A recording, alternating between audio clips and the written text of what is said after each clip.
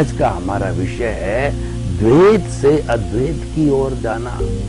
द्वैत का मतलब कम से कम दो और अधिक से अधिक संख्या, असंख्य, अनंत संख्या, ये सारे द्वैत के अकाउंट में आती है। और जब व्यक्ति अकेला हो जाता है, कोई वस्तु अकेली हो जाती है, तब वो अद्वैत कहलाती है। तो हमारा आज का विषय है कि जो है वो भेद में से अभेद को आओ, यानी जो आपका इतना जो भेद में भेद है, वो सबको मिटा करके आप अभेद बन जाओ, क्योंकि जो सुख है वो अभेद के अंदर है। तो ये सारी जो दुनिया है ये द्वैत के अंदर आती है। कोई भी व्यक्ति झगड़ा करना चाहता किसी से, अकेला नहीं कर सकता, उसके लिए कम से कम दो लोग चाहिए, और ज्यादा हो तो मॉब होती है, तब झगड़ा होता है। और देखिए कि हमारी ये दो हाथ है, दोनों हाथों को मिलाने से ताली मिलती है, बजती है, एक हाथ से ताली नहीं बजती है। यानी इस संसार की कोई भी क्रिया करने के लिए द्वैत की आवश्यकता होती है। इसलिए संसार को कहा गया है कि जो संचरण करता है वो संसार है। यानी संसार में, दुनिया में प्रतिक्षण प्रत्येक वस्तु एक एक क्षण के अंदर बदलती रहती है, इसी का नाम संसार है, और ये द्वैत से संचालित है। दुनिया अकेले व्यक्ति से नहीं चल सकती है, उसके लिए नर चाहिए, मादा चाहिए, और दूसरा वस्तुएं चाहिए, पेड़ चाहिए, पौधा चाहिए, पूरा एक सिस्टम है जो काम करता है, वह द्वैत कहलाता है। उसको हम जो कहते हैं व्यवहार जगत कहते हैं, उसको जो है हम दुनिया क्या करते हैं। तो हमारा आज का जो विषय है वह द्वैत से अद्वैत होने का है। व्यवहार जगत में जहाँ द्वैत चलता है, वहां पर लोगों के बीच के अंदर इंटरेक्शन होता है और मतांतर होता है और सारे झंझट पैदा होते हैं।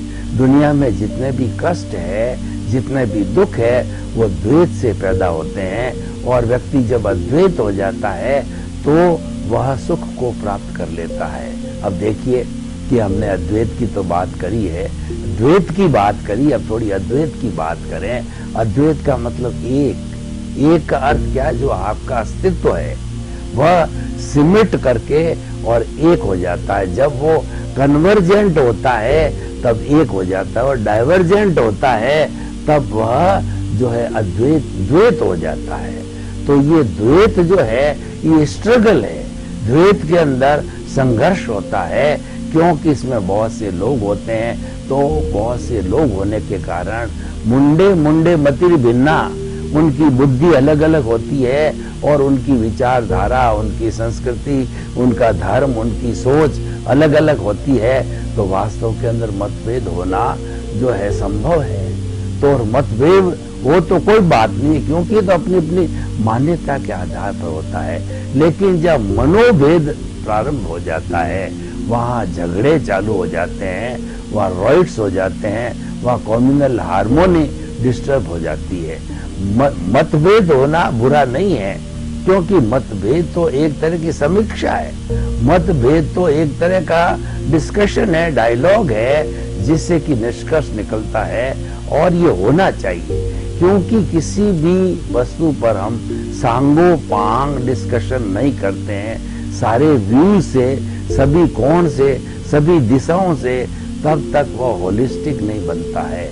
इसीलिए किसी मंतव्य को, किसी प्रोजेक्ट को, किसी वस्तु को और किसी संस्था को होलिस्टिक बनाने के लिए उस पर डायलॉग होना जरूरी है, जिसको हम कहते हैं कि चिंतन, मनन और निध्यासन, तीन शब्द आते हैं। चिंतन का अर्थ होता है कि सबसे पहले हम ये चिंतन करें कि ये काम करना है या ना करना है, चाहे व्यक्तिगत काम हो, पारिवारिक काम हो, चाहे जो समाज का काम हो, ये चिंतन किया जाए कि ये कार्य होना या नहीं है। तो इस चिंतन के बाद में मनन किया, अगर हमने निर्णय ले लिया कि ये कार्य करना, मान लीजिए किसी व्यक्ति ने ये निर्णय ले लिया कि मुझे तो जो है सूत की यानी धागे की फैक्ट्री लगानी है, ये तो चिंतन हो गया।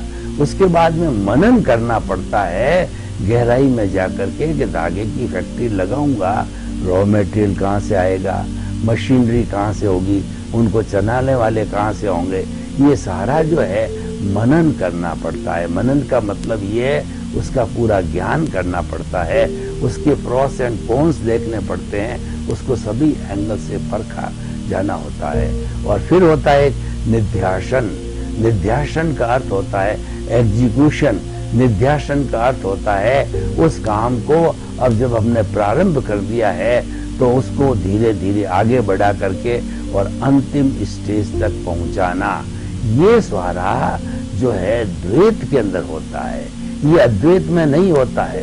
अद्वैत के अंदर तो हमारा जो अस्तित्व है, यानी जो हमारी शुद्ध आत्मा है, वो अपने मूल स्वरूप में रहती है और मूल स्वरूप के अंदर वो ज्ञाता है, वो दृष्टा है, वो जानने वाला है, देखने वाला। केवल उसके साथ में आनंद की अनुभूति है, फीलिंग्स होती है और कुछ भी नहीं होता, क्योंकि आपका अस्तित्व है वो तो अमूर्त है।